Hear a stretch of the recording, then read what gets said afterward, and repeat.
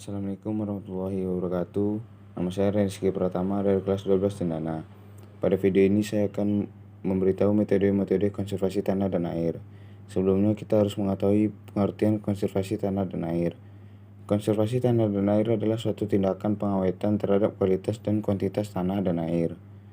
Metode-metode konservasi tanah dan air terbagi tiga, yaitu vegetatif, sipil, teknis, dan kimiawi. Yang pertama, metode KTA secara vegetatif. Metode KTA secara vegetatif adalah setiap pemanfaatan tanaman atau vegetasi maupun sisa-sisa tanaman sebagai media pelindung tanah dari erosi, penghambat laju aliran permukaan, peningkatan kandungan lengas tanah, serta perbaikan sifat-sifat tanah baik sifat fisik, kimia, maupun biologi. Contoh metode KTA secara vegetatif yang pertama adalah tanaman penutup tanah atau cover crop. Adalah tumbuhan atau tanaman yang khusus ditanam untuk melindungi tanah dari ancaman kerusakan oleh erosi dan atau untuk memperbaiki sifat kimia dan sifat fisik tanah. Tujuannya adalah untuk menahan atau mengurangi daya perusak butir-butir hujan yang jatuh dan aliran air di atas permukaan tanah. Contoh kedua itu penanaman sarah kontur. Adalah cara penanaman tanaman sarah garis kontur, yaitu garis yang menghubungkan titik-titik yang mempunyai ketinggian yang sama pada tanah-tanah berlereng. Tujuannya yaitu untuk menghambat kecepatan aliran permukaan, memperbesar peresapan air permukaan ke dalam tanah.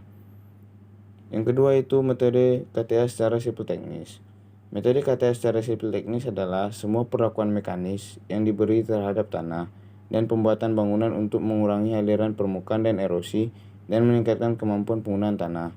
Contohnya itu yang pertama, teras guludan. Teras guludan adalah berupa guludan tanah yang dibuat sejajar kontur. Tujuannya itu untuk menahan laju aliran dan endapan ke lereng bawah. Contoh yang kedua yaitu parit buntu. Parit buntu adalah berupa pembuatan lubang-lubang buntu yang dibuat untuk meresapkan air ke dalam tanah serta menampung sedimen-sedimen dari bidang olah. Tujuan dari pembuatan parit buntu ini adalah untuk meningkatkan dimulai persediaan air tanah, menahan tanah yang tererosi. Yang ketiga yaitu metode KTA secara kimiawi. Metode KTA secara kimiawi adalah setiap penggunaan bahan-bahan kimia, baik organik maupun anorganik, yang bertujuan memperbaiki sifat tanah dan menekan laju erosi. Contohnya itu soil conditioner. Soil conditioner adalah bahan pembenah tanah yang dibuat dari bahan alami atau sintesis. Sifat-sifat yang harus dimiliki oleh soil conditioner ini adalah bahan tersebut harus mempunyai sifat yang adhesif atau melekat. Yang kedua, dapat menyebar dan bercampur dengan tanah secara merata. Demikianlah video saya hari ini. Apabila ada kekurangan, saya mohon maaf.